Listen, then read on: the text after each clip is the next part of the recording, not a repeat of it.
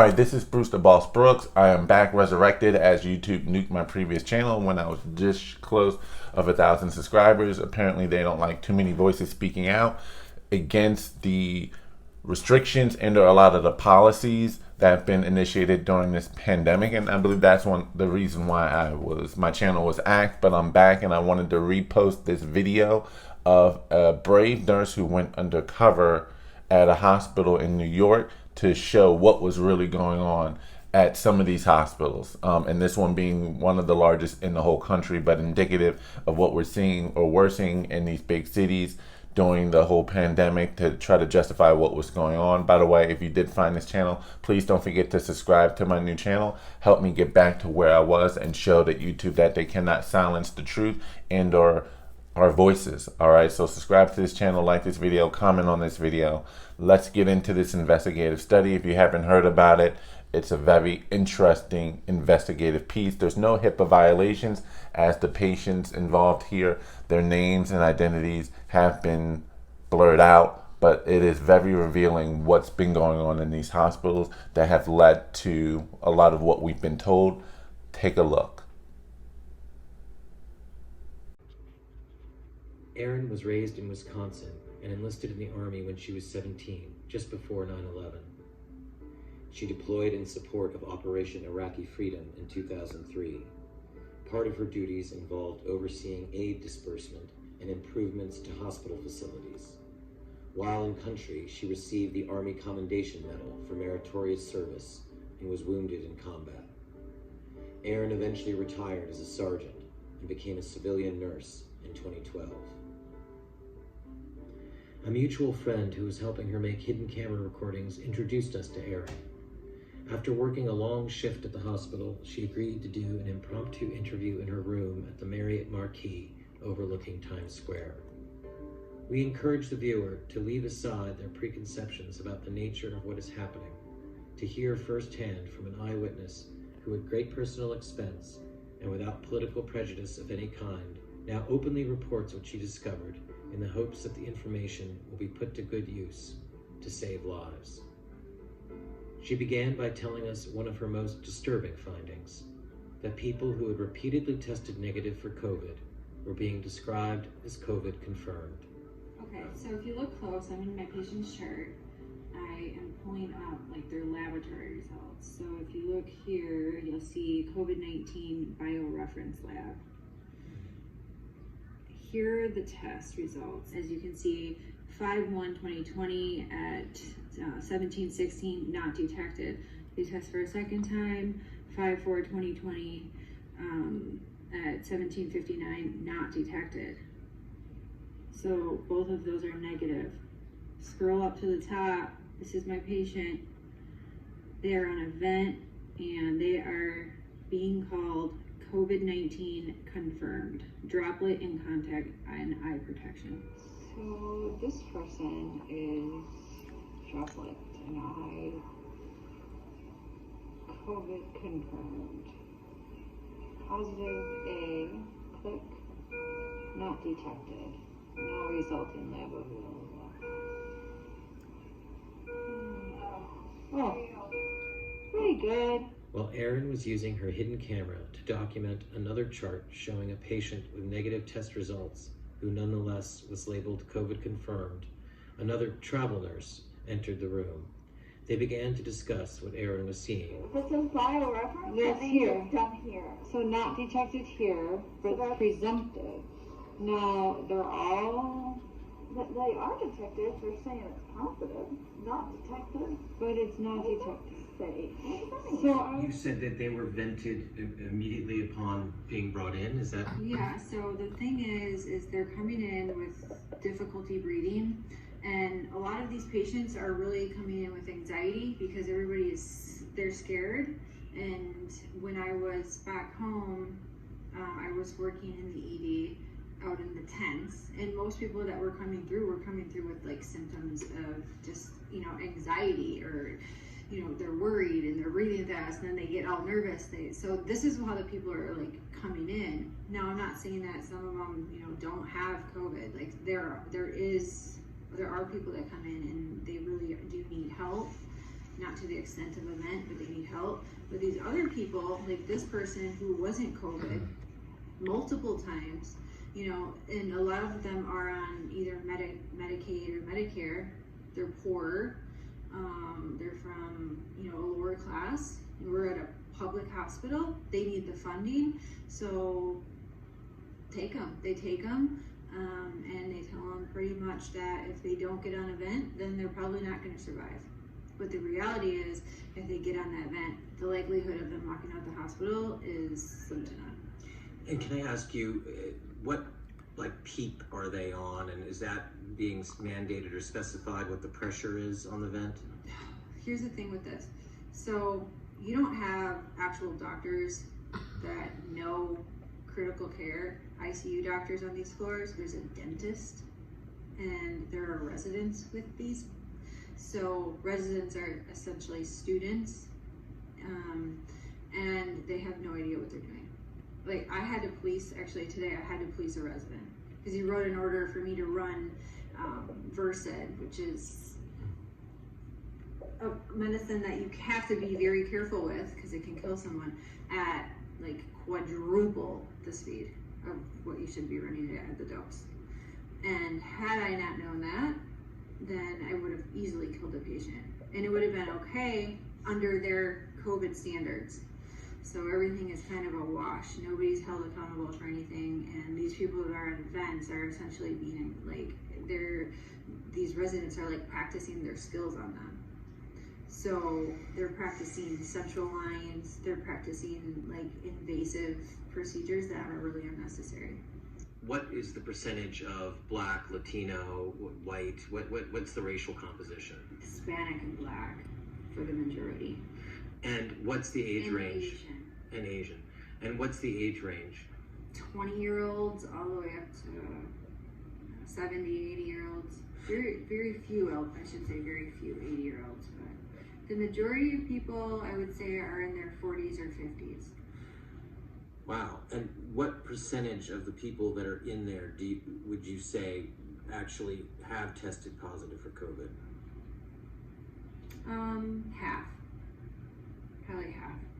But everyone is being treated as though... The entire hospital is COVID. So half the hospital is not COVID, but they're on COVID floors. So let me just ask you about nosocomial infection. So you're saying they're putting non-COVID or COVID rule out with definite COVID patients? Yes. So I was only wondering, because like I was looking at like all the patient rooms, and like this patient is in with like a non-COVID. I don't understand why they're doing that. I know, there's 4 patients in a row here Yeah. on COVID. And this is supposed to be the COVID. Yeah. Because 7th floor, they shut it down. That's right. I'm And then confused. they're going to have non-COVID there. Yeah. This is going to be the only COVID, so they shouldn't put any non-COVIDs here. Well, that's what they've been doing. They're banking on the fact that they'll get it. Because they're already immunocompromised. So and they'll put them in the same room. So there's double rooms. So you have a COVID with a non-COVID. They don't even care. We have enough rooms where they can be separated now because it's not as busy as it was, 4 weeks ago. But they don't care. They're just putting them together. I have that right now happening. And like the guy over in, We had 2 26 Yeah. that were 2 negatives. and they end up positive. Like the guy over in 29, I had him upstairs because I was in CCU before it, Yeah. and he came in with a stroke. I know, that's what 26-1 was, a stroke. And no Nothing to do with COVID, nothing to and do now he's got COVID, and he's on a vent. because we gave it to him here. I don't know how this ended up being COVID central. I know, but she literally came in with a broom, and then she left like 5 minutes later. My patient had died of COVID, and she didn't mop the floor. She was cleaning, getting prepared for my next patient, and she didn't mop the floor. I was like, that's the standard. I didn't think I had to tell her that. People don't know how to properly wear their PPE.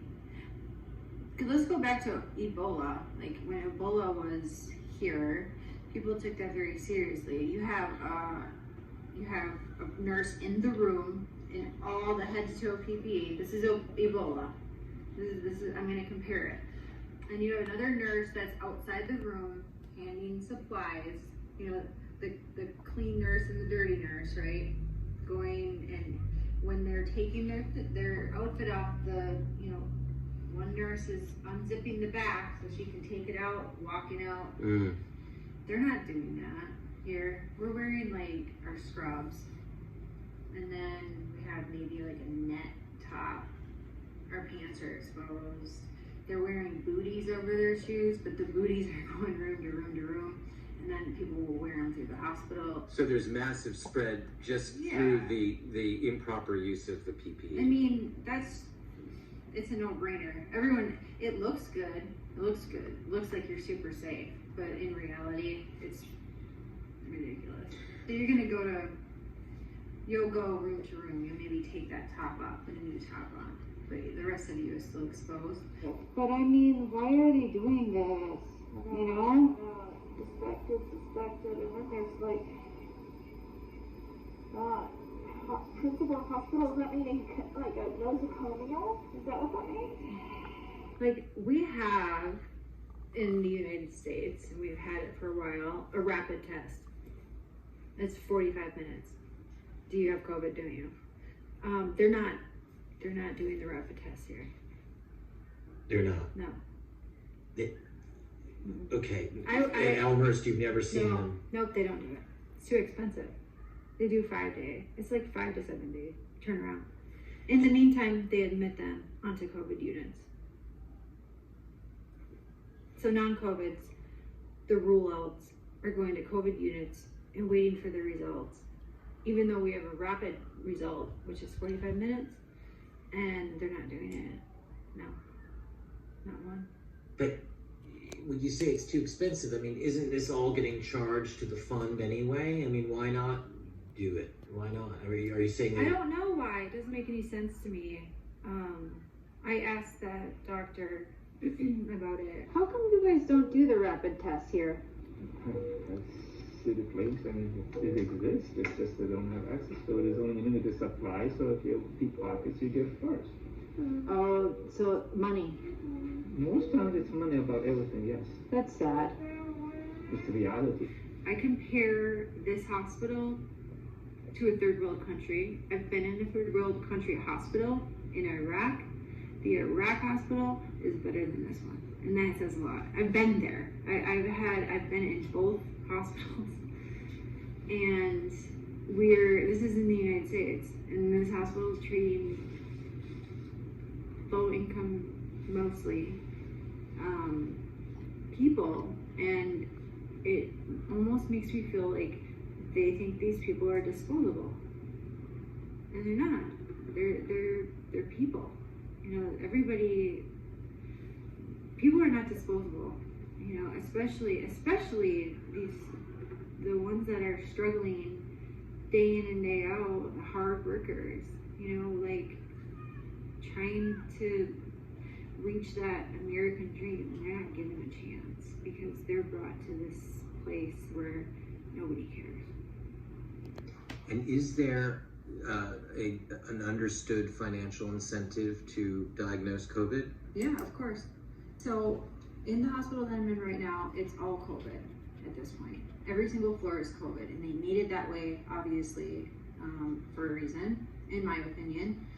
But a person cannot come to the floor unless they have a COVID diagnosis. Is the reason, did they not want to cross-contaminate? Would that be the legitimate reason why you would create an all-COVID floor? Here's why I will say no to that, is because they're admitting people for, quote, COVID rule out. So this guy was probably admitted COVID rule out, tested him, they saw that it came back negative. They probably already did something where they needed to now call him COVID, in the hopes that if they're putting him on a COVID floor and there's nurses going room to room to room, he will get it, and then they'll be back to when he does pass that he did have COVID. Now, I mean, that's quite a charge. I mean, what makes you think they really want them to get COVID? Because money.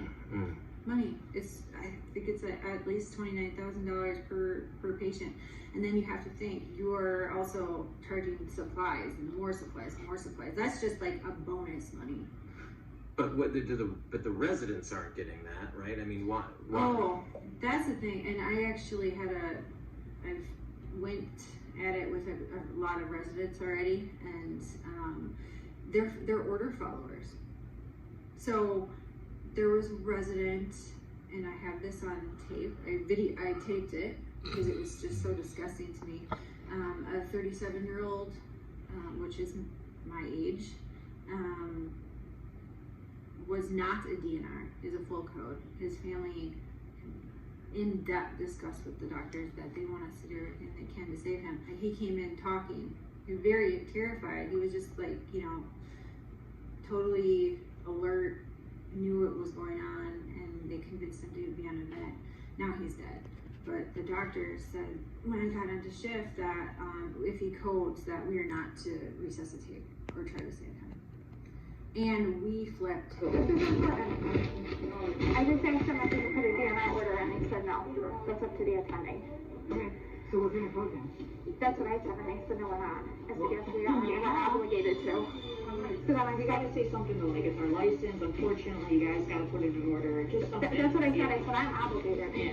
What did she So say? then she's like, the higher up said. I said, I don't care what they said. We're higher up God. We don't have a God here making I decisions. said, I don't care what they said. So we're supposed to.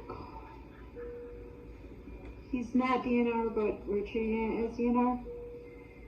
Basically. Does his family know? His family knows the situation. I think they called them and they told them. They were trying to do a school attending all day spent like in the 80s saturated. It was this one on the forehead thing. Really, this one worked. And it came down. And when I changed it, I was like, oh shoot, it's 90. Yeah. So they started playing around with it. Oh shoot, it's 90. But he's still on purpose. He changed the pulse ox You put him on AC. from his head to his finger, and he's like, oh, it's 90. He's fine. So what was that? So that was, we were just getting on shift because we were starting the night shift at 7. And that was the nurse from the day shift saying pretty much we shouldn't code him if he's going to code. And then I turned my glasses off. Where are we being told not to code him, essentially? I mean, because I'm going to tell you right now, if he bottoms out, I'm jerking on his chest. Period. Point blank. It's going to happen. Okay. Because until that status is changed in the computer, that's what I'm obligated to do under my nursing license. Right. I mean, Because you guys aren't going to back me up and protect me. well, Elmhurst does have a policy given, like a COVID policy, given the scarcity of Right. dialysis and It blood. can be a chem code, it can be whatever. But it's not, there's not it's a difference. Normally the standard is whatever the family Right. says, like you just do. So Right. if they would say coding for 5 years, like you just do that. Right. So they don't. It's a little bit different now because of the new policy in place. With Right. a little bit in place, which is that you don't need full family, like you can just tell someone that it's medically futile and that we're not willing to just pour blood and resources into something that would be impossible to get back. Right. But look, it's brutal. He's 37. I mean, it's brutal. So well, our higher ups have agreed and our attendings agreed that this is futile care at this point. He is not going to make it. I said he doesn't have an epi drug going. He doesn't have anything to sustain going. And I said, and who decided this? And I said, can you put a comfort care order in then? No, we can't do that. Can you put a DNR order in? No, we can't do that. I said, so what's our plan? Do we have modified? She goes, well, he's dying. And I'm like, I understand that, but there needs to be an order indicating that either I'm doing compressions or I'm not doing compressions. Well, I consider that we can all be in agreement that we will do it. I will definitely. Yeah. Because I'm going to jump on him. Yeah. So will I. I will right with you. I don't care. That's what we're here for. I'm not Like, fucking like these until they stupid change things. his status that he is a DNR, and they can do it to physician consent if they've talked to the family. Yeah. But until they change it, and I see it, he's a full code to me. We know when someone is close. We'll pull the code card up and be ready. You know, we're ready. I had the epi ready. That's one of the first things we do.